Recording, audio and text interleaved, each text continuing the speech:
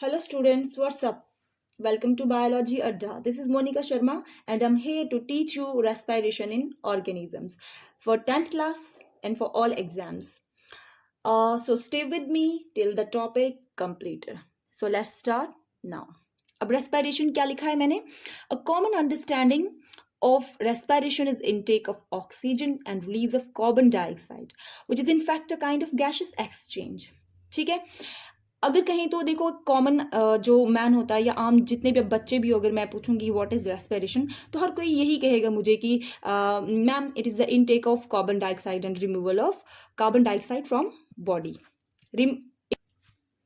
Means क्या कहेंगे आप कि ये इनटेक ऑफ ऑक्सीजन है and removal of carbon dioxide है। ठीक है, तो ये क्या एक सिंपली गैसेस एक्सचेंज है, लेकिन जो scientific meaning of respiration is a complex process. लेकिन अगर साइंटिफिकली देखा जाए या साइंस की नज़र से देखा जाए तो ये इतना सिंपल नहीं है, ये एक बहुत ही कॉम्प्लेक्स प्रोसेस है जिसमें क्या क्या होता है, जिसमें दो स्टेप्स होते हैं आपके, समझ लीजिए। ठीक है, फर्स्ट क्या है आपका गैसेस एक्सचेंज। ठीक है, इस गैसेस एक्सचेंज में होगा क्या, इनटेक ऑफ O2 होगा and release of carbon dioxide होगा आपकी बॉडी में। ठीक है, आप ऑक्सीजन को अंदर लेंगे एंड कार्बन डाइऑक्साइड को रिमूव आउट करेंगे आपकी बॉडी से। ठीक है, और सेकंड स्टेप क्या है आपका, break down of simple food in order to release energy inside the cell. अब हमने पीछे क्या पढ़ा, सीक्वेंस से पढ़ाया जा रहा है ये सब कुछ आपको। अपने डाइजेशन आपकी बॉडी में हुआ था, जिसमें हुआ क्या था कि आपको जो कॉम्प्लेक्स फूड सब्सटेंसेस थे वो ब्रेक डाउन हुए थे और वो सिंपल फूड बन गया था। फर्दर अब ये सिंपल फूड क्या है, एब्जॉर्ब हो गया। जब असेमिलेट हो गया, मतलब असेमिलेट क्या है, अपनी आपकी जो डिफरेंट डिफरेंट सेल्स है वहां तक रीच आउट हो गया आपका फूड। देन उसके बाद फिर से उस सिंपल फूड का क्या होता है, ब्रेक डाउन होता है सो दैट कि उससे एनर्जी रिलीज हो। फाइनली आपको एनर्जी तो चाहिए डिफरेंट डिफरेंट फंक्शंस को परफॉर्म करने के लिए आपकी बॉडी में। ठीक है, तो ये जो दो सेपरेट प्रोसेस है इनके नाम है साइंस में कुछ। ठीक है, फर्स्ट जो आपका ये गैसेस एक्सचेंज है इसे हम ब्रीदिंग कहते हैं। ठीक है, और जो आपका ये ब्रेक डाउन है सिंपल फूड की जिससे आपको क्या एनर्जी मिल रही है, इसे हम सेलुलर रेस्पिरेशन कहते हैं। तो चलिए अब ब्रीदिंग से पढ़ते हैं, ब्रीदिंग होता क्या है। ठीक है, it is a kind of process in which the organisms take oxygen from the environment, ठीक है, and release carbon dioxide. Okay, breathing is regarded as rhythmic movement of muscles and skeleton in order to increase the gaseous exchange across the respiratory system. Means breathing में हो क्या रहा है, पहले आपको मैंने जनरल आइडिया बता दिया कि आप ऑक्सीजन क्या कर रहे हो, इनटेक कर रहे हो, उसे इनहेल कर रहे हो, और जो कार्बन डाइऑक्साइड है उससे आप क्या कर रहे हो, एक्सहेल आउट कर रहे हो। क्योंकि ये कार्बन डाइऑक्साइड क्या है, एक टॉक्सिक सब्सटेंस है जिससे आप अपने सेल के अंदर नहीं रख सकते हो। ठीक है, और ये भी आपको बताऊंगी मैं ये कार्बन डाइऑक्साइड बन कैसे रहा है आगे। ठीक है, तो जो ब्रीदिंग होता है इसे हम रिदमिक मोमेंट भी कह सकते हैं हमारे मसल्स और स्केलेटन की। ठीक है, अब इस मसल्स और स्केलेटन से डिस्टर्ब होने का बिल्कुल नहीं है। ये मसल और स्केलेटन से क्या मेरा बोलना है कि आप देखिए जो आपका एक्चुअली में जो थोरैसिक कैविटी, ये रिब्स जो होते हैं, ठीक है, ये रिब्स क्या है, ये पार्टिसिपेट करते हैं इस ब्रीदिंग में, और रिब्स के बीच में क्या होते हैं, मसल्स भी अटैच होते हैं। और आपने देखा जब आप इनहेल और एक्सहेल करते हैं तो यहाँ पे क्या हो रहा है, अपवर्ड या आउटवर्ड मोमेंट हो रहा है।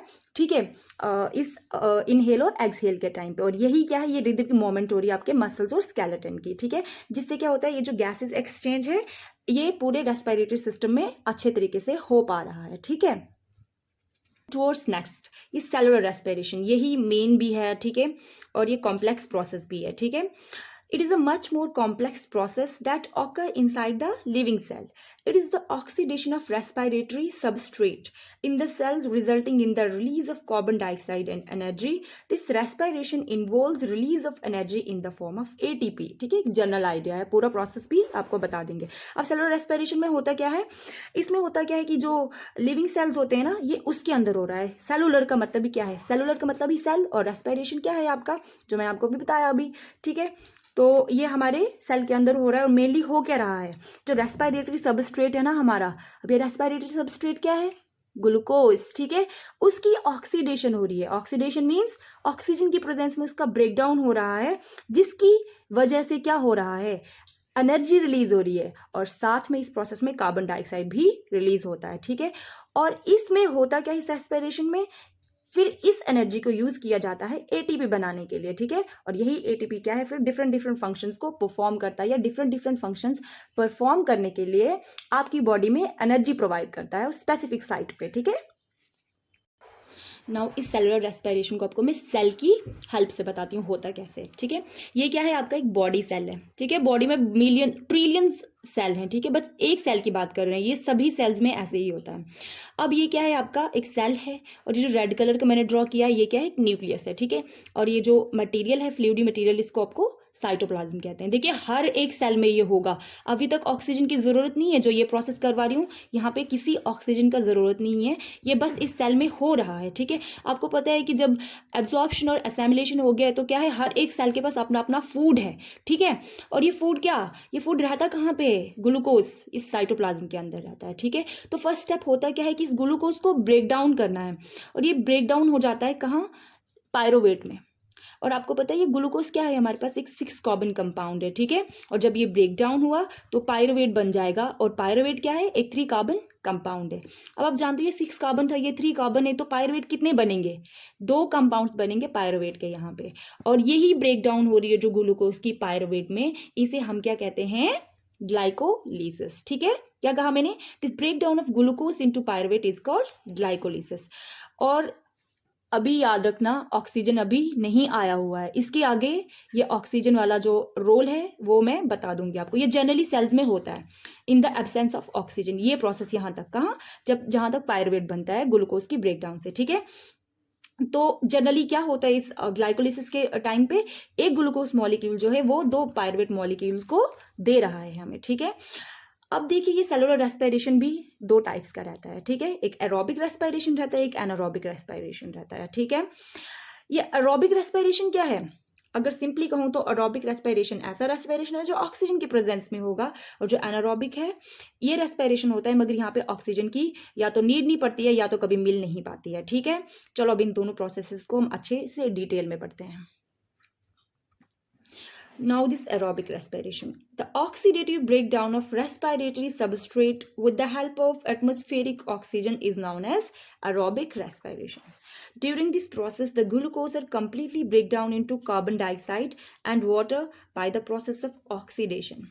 And in most eukaryotes, some part of aerobic respiration, that is glycolysis, occur in cytoplasm, and the major part, this हम Krebs cycle कहते हैं, occurs inside the mitochondria. अब मैंने क्या कहा, aerobic respiration क्या है, यहाँ पे breakdown होती है इस respiratory substrate की, ठीक है। और ये oxidative breakdown से confuse मत होना, मतलब ऑक्सीजन की प्रेजेंस में respiratory substrate means आपके ग्लूकोज की breakdown होना, लेकिन कैसे, ऑक्सीजन की प्रेजेंस में, ठीक है। यहाँ तक प्रोसेस दोनों सेल्स में सेम रहेगा, वेदर एरोबिक हो या एनारोबिक हो, यहाँ तक जो ये प्रोसेस है ग्लाइकोलिसिस का, ये दोनों में सेम रहता है और होता साइटोप्लाज्म में, इसे प्लीज ध्यान रखिए, ठीक है। अब होता क्या है इस प्रोसेस में, जो ग्लूकोज होता है ना वो कंप्लीटली ब्रेक डाउन हो जाता है, और साथ में क्या एनर्जी रिलीज करता है, और कार्बन डाइऑक्साइड वाटर की प्रोडक्शन भी होती है, ठीक है। और अगर यूकेरियोट्स की बात करते हैं, यूकेरियोट्स मीन्स जिनके अंदर ट्रू न्यूक्लियस है, ठीक है, तो वहाँ पे एरोबिक रेस्पिरेशन का कुछ हिस्सा जो है जैसे ग्लाइकोलिसिस वो साइटोप्लाज्म में होता है, और जैसे ही ऑक्सीजन आ जाती है तो इसका मेजर पार्ट, मतलब जब ये पायरुवेट बन जाता है तो उसके बाद जब ये पायरुवेट ऑक्सीजन को देखता है तो ये जाके भाई माइटोकॉन्ड्रिया साहब में घुस जाते हैं, और वहाँ पे फिर फाइनली एटीपी की प्रोडक्शन करते हैं। समझ आई आपको, चलो मैं ये डायग्राम से बताती हूँ, ठीक है। अब देखिए मैंने क्या कहा कि जैसे ही साइटोप्लाज्म में क्या बना था, आपका ग्लूकोज ब्रेकडाउन हुआ था और वो पायरुवेट में कन्वर्ट हो गया, ठीक है। 1 ग्लूकोज किसमें, 2 पायरुवेट में कन्वर्ट हो गया था। अब ये पायरुवेट जैसे, क्योंकि एरोबिक रेस्पिरेशन है ना तो ऑक्सीजन है, ये जैसे ही इस ऑक्सीजन को देखता है तो ये घुस जाता है कहाँ, इस माइटोकॉन्ड्रिया में, इस माइटोकॉन्ड्रिया में घुस जाता है, और यहाँ पे एक दूसरी साइकिल शुरू हो जाती है जिसे हम क्या कहते हैं, क्रेब्स साइकिल। ये माइटोकॉन्ड्रिया में हो रही है, और आपके साइटोप्लाज्म में क्या हो रही है, यहाँ पे ग्लाइकोलिसिस हो रही है, ध्यान रखना, ठीक है। यहाँ पे ग्लाइकोलिसिस हो रहा है, और यहाँ पे फिर फाइनली ये जो पायरुवेट है इस ऑक्सीजन की प्रेजेंस में ये ब्रेक डाउन हो जाता है और कार्बन डाइऑक्साइड प्रोड्यूस करता है, वाटर और एनर्जी, ठीक है। और यहाँ पे खूब सारी एनर्जी निकलती है, इस चीज़ का ध्यान रखना। और ये कार्बन डाइऑक्साइड और वाटर जो है ये क्या है, वेस्ट प्रोडक्ट हैं और टॉक्सिक भी है सेल के लिए, तो इस कार्बन डाइऑक्साइड को इसीलिए हमारी बॉडी से हमें थ्रू एक्सहेलेशन बाहर निकालना पड़ता है, ठीक है। अब देखिए क्या होता है, in cytoplasm the glucose is step by step break down to pyruvate, a 3 carbon compound, ठीक है, by the process called glycolysis in the presence of O2, this pyruvate enters into mitochondria where it is completely break down. This oxidative breakdown results in the production of energy rich compounds that is ATP. ठीक है, और equation अभी हम पढ़ते हैं. सो क्या कहा मैंने कि साइटोप्लाज्म में क्या हो रहा था, जो ग्लूकोज से, देखो ये डायरेक्ट ही कन्वर्ट नहीं हो जाता, एक्चुअली में ये 10 स्टेप प्रोसेस है जब ग्लूकोज से हमारे पास पायरुवेट बनता है. ठीक है, जिसमें से 7 स्टेप्स जो होती हैं वो रिवर्सिबल होती हैं और जो लास्ट की 3 स्टेप्स बनती है वो इरिवर्सिबल होती है. और फिर फाइनली जब ये ग्लूकोज हो जाती है कहाँ, आपके साइटोप्लाज्म में, उसके बाद ये फाइनली जो पायरुवेट है वो एंटर कर जाता है माइटोकॉन्ड्रिया में ऑक्सीजन के प्रेजेंस में, और वहां पे फाइनली क्या कर देता है, ऑक्सीजन, कार्बन डाइऑक्साइड और एनर्जी की प्रोडक्शन. ठीक है, और देखिए क्या होता है, सबसे पहले ग्लूकोज है वो क्या है, वहाँ पे ग्लाइकोलिसिस हो रही है उसकी साइटोप्लाज्म में, और यहाँ पे ऑक्सीजन की कोई रिक्वायरमेंट नहीं है, और ये पायरुविक एसिड में कन्वर्ट हो रहा है. और फिर पायरुविक एसिड में क्या हो जाता है, जैसे ही ऑक्सीजन आ जाती है तो यहाँ पे क्रैब साइकिल शुरू हो जाती है जो हमारे माइटोकॉन्ड्रिया में होता है. ठीक है, और फिर फाइनली हमारे पास कार्बन डाइऑक्साइड, वाटर और एनर्जी लिबरेट होती है. ठीक है, यही इसकी एक जनरल रिएक्शन है, और इसीलिए कहा जाता है माइटोकॉन्ड्रिया को powerhouse of the cell, क्योंकि एक्चुअली में जो एटीपी बन रहा है वो बनता कहाँ है, इसी माइटोकॉन्ड्रिया में. ठीक है, हमारा सेकंड क्या है, एनारोबिक रेस्पिरेशन. ठीक है, अब एनारोबिक रेस्पिरेशन में होता क्या है, ये oxidation of respiratory substrate in absence of oxygen is termed as anaerobic respiration. It involves incomplete breakdown of respiratory substrate in which the end products such as ethanol or lactic acid are formed and carbon dioxide is released. As in case of aerobic respiration, the initial breakdown of glucose to pyruvate, that is glycolysis inside the cytoplasm is same.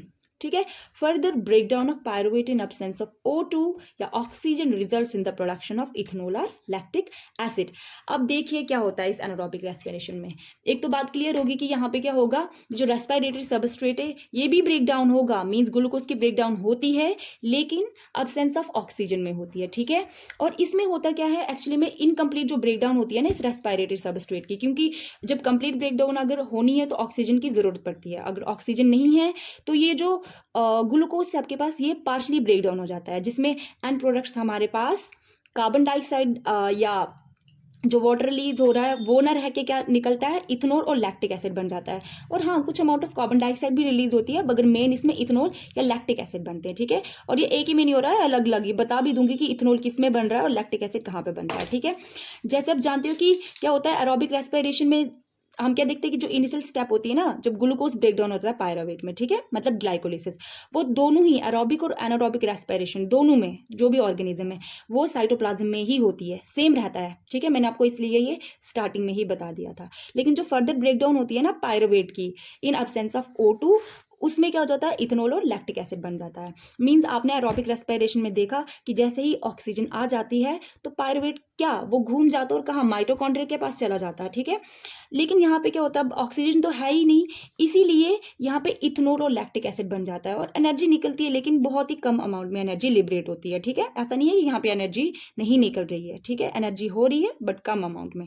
और example क्या है, ये हमारे पास yeast cell में होता है anaerobic respiration में, जिसे हम फर्मेंटेशन कहते हैं, और दूसरा हमारे मसल सेल्स में भी होता है. अब इन दोनों के बारे में ही पढ़ेंगे हम कैसे कैसे होती है. ठीक है, देखिए ईस्ट में क्या होता है, ये जो ग्लूकोज होता है आपको पता है ग्लाइकोलिसिस से ये पायरुवेट में कन्वर्ट हो जाएगा, और यहाँ पे जब ऑक्सीजन प्रेजेंट नहीं होगी तो ये पायरुवेट क्या, इथेनॉल, कार्बन डाइऑक्साइड और एनर्जी में लिबरेट हो जाता है, यहाँ पे इथेनॉल बनता है. ठीक है, अब आपने देखो वो ब्रेड वगैरह आप बनाते हो, ठीक है, या कभी कभी आप लोगों को पूड़ियाँ वगैरह बनानी होती है तो आप वहाँ पे क्या ईस्ट यूज़ करते हो और आटा एकदम से फूल जाता है. ठीक है, तो आप कहोगे कि हमें वो एक्चुअली एक तरह का अल्कोहल ही हुआ ना, ये तो हमें चढ़ती नहीं है. तो एक्चुअली में जब बेक वगैरह किया जाता है तो इथेनॉल क्या होता है, ये वॉलेटाइल होता है, उड़ जाता है, इसलिए आपको नशा नहीं चढ़ता. मगर हाँ, इसको बिल्कुल बियर वगैरह बनाने में यूज़ किया जाता है, ईस्ट वगैरह को. ठीक है, और सेकेंडली आपके मसल सेल्स की बात करते हैं, तो मसल सेल्स में भी क्या होता है, मसल सेल्स में भी एनारोबिक रेस्पिरेशन होती है. कब होती है अभी पढ़ेंगे. और होता क्या है इसमें, एक्चुअली में यहाँ पे भी जो ग्लूकोज है वो ब्रेक डाउन हो जाता है पायरुवेट में, लेकिन ऑक्सीजन नहीं आ पाती है ड्यू टू सम रीजंस जो मैं अभी आपको बताऊंगी, तो ये पायरुवेट कन्वर्ट हो जाता है लैक्टिक एसिड, कार्बन डाइऑक्साइड, और एनर्जी निकलती है बट थोड़े अमाउंट में, ठीक है। और इसी लैक्टिक एसिड के कारण क्रैम्प्स हो जाते हैं। चलिए अब ईस्ट में क्या होता है, आप रिएक्शन देख लीजिए। ये जो ग्लूकोज है ये यहाँ पे ग्लाइकोलिसिस हो रही है, ठीक है, और ये पायरुवेट में कन्वर्ट हो जा रहा है, जहाँ पे ऑक्सीजन की जरूरत तो होती ही नहीं है। अब यहाँ पे ऑक्सीजन की जरूरत है मगर ऑक्सीजन नहीं आ पाता है, ठीक है, ईस्ट में होता है, तो कन्वर्ट हो जाता है इथेनॉल C2H5OH। और ये क्या है, ये 2 कार्बन कंपाउंड है और कार्बन डाइऑक्साइड और एनर्जी भी लिबरेट हो रही है, ठीक है। This anaerobic respiration is carried out by east is called fermentation, ठीक है। और मैंने आपको पहले भी बोला था कि जो ये एनारोबिक रेस्पिरेशन ईस्ट परफॉर्म कर रहा है, इस प्रोसेस का नाम है, और इस प्रोसेस को हम क्या कहते हैं, फर्मेंटेशन। और इसे कैरिड आउट किया जाता है एक एंजाइम से जिसे हम जाइमेस कहते हैं, ठीक है। अभी हम मसल सेल्स का एनारोबिक रेस्पिरेशन पढ़ेंगे कि कैसे हमारे मसल्स में समटाइम्स क्रैम्प्स होते हैं। अब देखिए मसल सेल्स में होता क्या है actually, during vigorous muscular activities O2 gets used up faster, मतलब oxygen, then it is available for glucose breakdown, so it also respire anaerobically, results in the formation of lactic acid, carbon dioxide, energy। क्या होता है जब आप पूरे साल सोते हो और कभी एक दिन सोचते हो कि मुझे जिम जाना है, ठीक है, और अब जिम जाते हो और बहुत सारा खूब सारा वर्क करते हो, तो अचानक से आपकी बॉडी जो कि इतने टाइम से क्या थी, रेस्ट में थी, वो एकदम से उसको इतना सारा काम करना पड़ता है, तो जिसकी वजह से क्या हो जाता है कि जो ऑक्सीजन तो आ रही है, आप जोर जोर से सांस तो ले रहे हो, लेकिन जितनी ऑक्सीजन की ज़रूरत है उतनी अवेलेबल नहीं हो पाती है, और आपको एनर्जी की तो बहुत ज़रूरत है क्योंकि आप एक्सरसाइज कर रहे हो, तो आपके मसल्स क्या कर लेते हैं भाई, वो एनारोबिकली रेस्पायर करना शुरू कर देते हैं, ठीक है। और जिसमें क्या हो जाता है, अब ऑक्सीजन नहीं मिल रही है, तो आपके जो मसल्स हैं वो क्या कर देते हैं, वो उस ऑक्सीजन की एब्सेंस में क्या कर देते हैं, आपके पायरुवेट को कन्वर्ट कर देते हैं लैक्टिक एसिड, कार्बन डाइऑक्साइड, थोड़ी little amount of energy release हो जाती है, ठीक है। तो रिएक्शन क्या है, आपका ग्लूकोज जो साइटोप्लाज्म में आपको पता है ग्लाइकोलिसिस होती है, जहां पे ऑक्सीजन की कोई नीड नहीं है, पायरुवेट में कन्वर्ट हो गया, और आपके अब मसल्स में, मसल्स के सेल्स में ये पायरुवेट क्या हो जाएगा, जब एब्सेंस ऑफ O2 होगा, ठीक है, अवेलेबिलिटी कम है, जितनी चाहिए उतनी नहीं हो पा रही है, तो इसके कारण क्या हो रहा है, ये पायरुवेट जो है ये लैक्टिक एसिड में कन्वर्ट हो जा रहा है, और कार्बन डाइऑक्साइड और एनर्जी तो निकल ही रही है, और यही लैक्टिक एसिड जो है ये क्या करता है, आपकी बॉडी में कुछ टेम्परेरी क्रैम्प्स रहते हैं 1-2 दिन के लिए, और उसके बाद वो ठीक भी हो जाते हैं, ठीक है, जैसे आपके मसल्स जो हैं वो सिंपली एरोबिकली रेस्पायर करना शुरू हो जाते हैं, ठीक है। This energy release during the cellular respiration is immediately used to synthesise a molecule called ATP which is used to fuel all other activities in the cells. In this process ATP is broken down, giving rise to a fixed amount of energy which can drive endothermic reactions taking place in the cell। मतलब होता क्या है, finally जो ये energy release हो रही है ना, इस एनर्जी को किया क्या जाता है, ठीक है, इसे यूज किया जाता है कि हम इसे क्या करें, सिंथेसाइज करें ATP मॉलिक्यूल को, ठीक है। और ये ATP करता क्या है, ये फ्यूल की तरह, जैसा पेट्रोल डालते हो ना आपकी गाड़ी में और आपकी गाड़ी क्या भागना शुरू हो जाती है, बस उसी तरह से ये ATP भी जो है ना, ये एक फ्यूल का काम करता है हमारी बॉडी में, और जितनी सारी एंडोथर्मिक रिएक्शंस या प्रोसेसेस हो रहे हैं, ठीक है, तो उसके लिए ये करता है, एनर्जी प्रोवाइड करता है, ठीक है। अब ये इतना सिंपल भी नहीं है एक्चुअली में, सबसे पहले ये जो एनर्जी है ना ATP में होती है, ADP में होती है, ये ADP, हाँ इसमें एनर्जी होती है मगर उतनी नहीं होती है, और जब ये ADP कंबाइन होता है इनऑर्गेनिक फॉस्फेट के साथ, ये PI क्या है, इनऑर्गेनिक फॉस्फेट, और ये कन्वर्ट हो जाता है ATP में, जिसे हम क्या कहते हैं, एनर्जी, इसे हम क्या कहते हैं, एनर्जी करेंसी। ATP क्या है, ये एनर्जी करेंसी है सेल की, ठीक है। और ये ATP क्या है, एडेनोसाइन ट्राइफॉस्फेट, ठीक है। एक्चुअली मैं आपको यहाँ थोड़ा रेस्पिरेटरी सिस्टम बताना चाहती हूँ मैं कि ये हो कैसे रहा है, ये तो हमने जनरल पढ़ लिया कि रेस्पिरेशन में होता क्या है, मगर ये रेस्पिरेशन जो हो रही है ये हो कैसे रही है, कहाँ से एयर एंटर कर रही है और कहाँ पे एक्चुअली में एक्सचेंज हो रहा है गैसेस का, ये मैं आपको थोड़ा ब्रीफ में बता दूंगी, क्योंकि लेक्चर बहुत बड़ा हो जाएगा फिर, नहीं तो अगर मैं इसे एक एक पॉइंट को इलाबरेट करूंगी, ठीक है।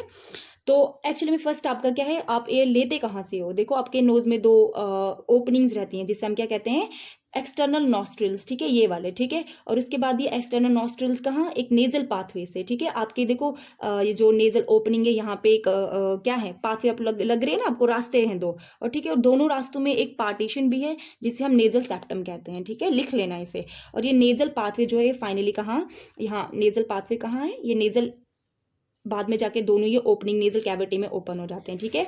और ये नेजल कैविटी जो है ये ओपन नीचे जाके क्या है, फेरिंक्स में जा रहा है, ठीक है। और फेरिंक्स मैंने आपको कहा था, फेरिंक्स क्या है, फेरिंक्स में ये कॉमन पैसेज है फूड के लिए भी, ये मतलब कि डाइजेशन से भी एसोसिएटेड है आपका फेरिंक्स, और आपका रेस्पिरेशन से भी एसोसिएटेड है, ठीक है। और साथ में फिर इसके नीचे क्या है, लैरिंग्स है। देन लैरिंग्स के बाद ये कहाँ जा रहा है, आपका एयर जो आपने लिया हुआ है ट्रैकिया, ठीक है। ट्रैकिया को हम विंड पाइप भी कहते हैं। और ये ट्रैकिया नीचे जाके क्या हो रहा है, 2 ब्रांचेस में डिवाइड हो रहा है, ठीक है। और ये जो 2 ब्रांचेस हैं, ये सबसे पहले जो एक बन रही है इसे हम प्राइमरी ब्रोंकस कहते हैं, ठीक है।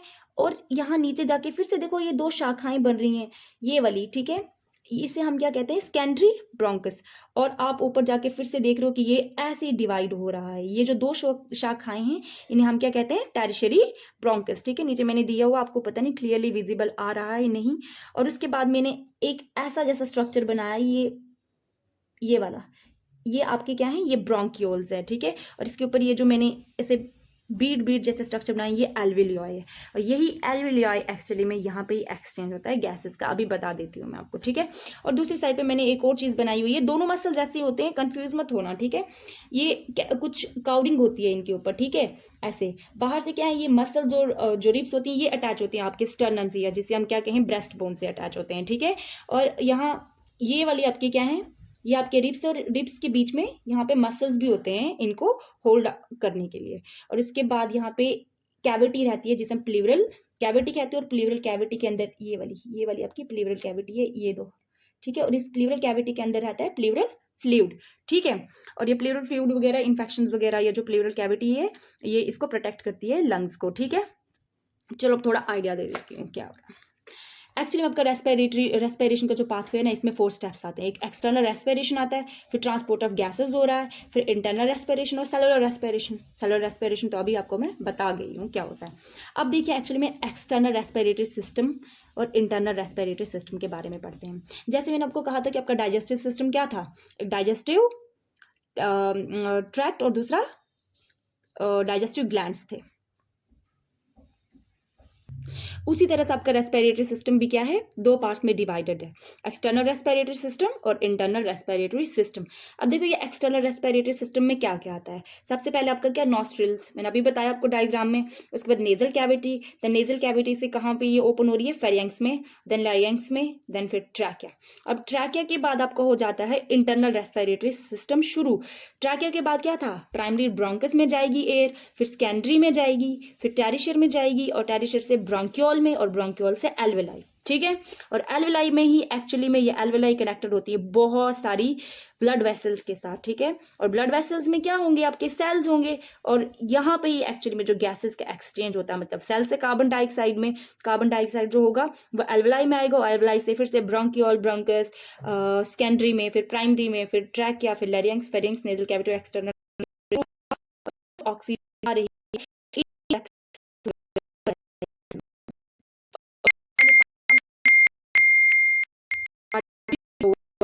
ट्रैकिया से ऊपर वाला पोर्शन जो एक्सटर्नल रेस्पिरेशन, और जो ट्रैकिया के नीचे अंदर ये सब चीजें आ रही हैं ये आपका इंटरनल रेस्पिरेशन के अंदर। और सेलुलर और ट्रांसपोर्ट आपको पता है, जो सेकंड स्टेप मैंने क्या कहा, ट्रांसपोर्ट किसका हो रहा है, ऑक्सीजन और कार्बन डाइऑक्साइड का, ठीक है। और इंटरनल में मैंने आपको ये स्टेप्स बता दिए। और थर्ड आपका सेलुलर रेस्पिरेशन, ये मैंने कहा एल्वेलाई और सेल्स के बीच में होता है, ठीक है। होता क्या है, जो सेल्स में एल्वेलाई जो ऑक्सीजन लेके आया है ये इसे ट्रांसपोर्ट कर देता है सेल्स के अंदर, और सेल्स में जो कार्बन डाइऑक्साइड है वो फिर से एल्वेलाई में आएगी, और एल्वेलाई से डिफरेंट पार्ट्स में जाके एक्सटर्नल नॉस्ट्रिल से बाहर चली जाएगी, ठीक है। अब देखो थोड़ा कुछ बताना मैंने आपको, ये जो एल्वेलाई है ना, ये स्ट्रक्चर ऑफ एल्वेलाई है। अब ये एल्वेलाई क्या होता है, मैंने क्या कहा, यहाँ पे ही क्या होता है, एक्चुअली में गैसेस एक्सचेंज होता है। ये जो एल्वेलाई है इसके वॉल्स बने होते हैं कुछ स्पेशल सेल्स से, जिसे हमें नीमोसाइट्स कहते हैं, ठीक है। और यही नीमोसाइट्स एक्चुअली में गैसेस एक्सचेंज में हेल्प करते हैं। इसके बाद मैंने आपको एक और चीज़ बतानी है कि अब ये जो ऑक्सीजन है ये क्या है, ये अब पूरी बॉडी में आप जानते हो कि हमारी बॉडी कितनी लार्ज है, और हमारी हर एक हिस्से में क्या चाहिए, हमें एनर्जी चाहिए, तो जिसके लिए ऑक्सीजन की ज़रूरत है। तो यहाँ पे एक रेस्पिरेटरी पिगमेंट जिसे हम क्या कहते हैं, हीमोग्लोबिन, ठीक है। ये क्या है, एक रेस्पिरेटरी पिगमेंट है, ये एक प्रोटीन है। ये क्या करता है, इसकी एफिनिटी होती है ऑक्सीजन की, ठीक है। और यही क्या करता है, ये रेड ब्लड सेल्स में फाउंड होता है, यही इस ऑक्सीजन को डिफरेंट बॉडी पार्ट्स में पहुंचाता है, और वहां से कार्बन डाइऑक्साइड को फिर से इस एल्वेलाई में लेके आता है, ठीक है। लेकिन कुछ अमाउंट, आपको पता है कि कार्बन डाइऑक्साइड जो होता है वो ज़्यादा क्या होता है, वो डिजोल्व होता है ज़्यादा वाटर में, और थोड़ा वो वाटर के थ्रू भी क्या हो रहा है, सेल्स के पास पहुंच रहा है, ठीक है, या एब्जॉर्ब होता है ज़्यादा ब्लड में, और उसके बाद कुछ जो है यही हेमोग्लोबिन जो है ये वापस लेके इसको एल्वेलाई में आता है, ठीक है। बाई दिस मैं इस लेक्चर को कंक्लूड कर रही हूँ। अगर कुछ कमी होगी प्लीज़ कमेंट्स में बता देना, और इसी के साथ सबसे रिक्वेस्ट है कि प्लीज़ मेरे चैनल को सब्सक्राइब करो, लाइक करो, ठीक है। और नेक्स्ट हम जो है वो हम सर्कुलेटरी सिस्टम करेंगे। एक्चुअली में जब आप ये तीनों सिस्टम्स पढ़ेंगे ना तो आपको खुद ब खुद ही क्लियर हो जाएगा कि ये सब एक दूसरे से कैसे एसोसिएटेड हैं, ठीक है। Thank you so much, bye.